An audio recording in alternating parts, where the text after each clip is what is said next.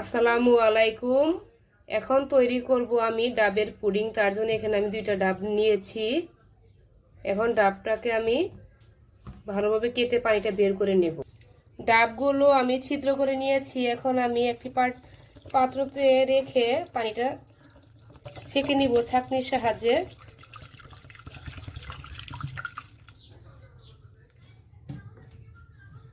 যেহেতু আমি 2টা ডাব নিয়েছি, 2টা থেকে পানি বের করে আমি একটা ছাঁকনির সাহায্যে পানিটা ছেঁকে নিলাম। আর এখানে ডাবগুলোর ভিতরে শ্বাসগুলো আমি গ্রেটারের সাহায্যে ছোট করে টুকরো করে আমার পছন্দ মতো কেটে নিয়েছি। আর এখানে আমি 2 চামচ আগার আগার পাউডার দিয়ে দিব ডাবের পানির ভিতরে। এটা দিলে পানির ঘনত্বটা একটু ভালো আসবে। এখানে আমি 2 চামচ দিয়ে দিলাম। ভালোভাবে একটু মিক্স করে নেব।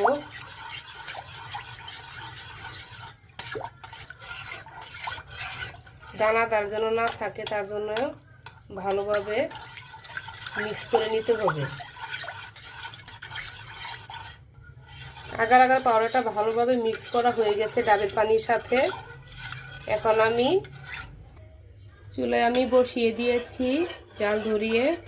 এখন আমি অনবরত নাড়তে থাকবো বলক ওঠার আগ পর্যন্ত।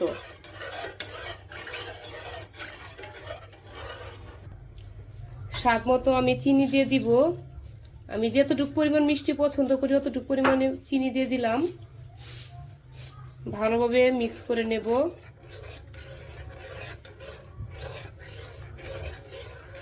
অনবরত নাড়তে থাকবো।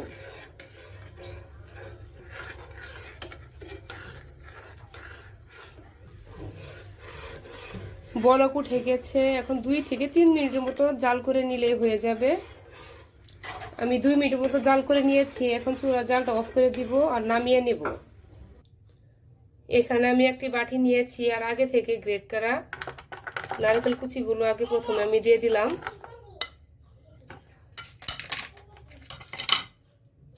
আর গরম করা পানিটা আমি হালকা একটু ছেঁকে দিয়ে দিলাম, যেন কোনো দানাদার না থাকে। গরম অবস্থায় দিয়ে দিয়েছি। এখন এটা আমি 2 থেকে 3 ঘন্টার জন্য রেখে দেব নরমাল ফ্রিজে। পুডিংটা আমি একটি প্লেটে নামিয়ে নিয়েছি। এখন কেটে দেখিয়ে দিচ্ছি কতটা সুন্দর হয়েছে আর কতটা সফট হয়েছে।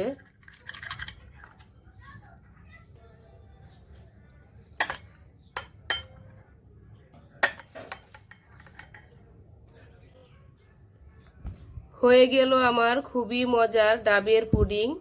পুডিংটা কিন্তু খুব অল্প সময়ে তৈরি হয়ে গিয়েছে আর খেতেও কিন্তু অনেক মজার।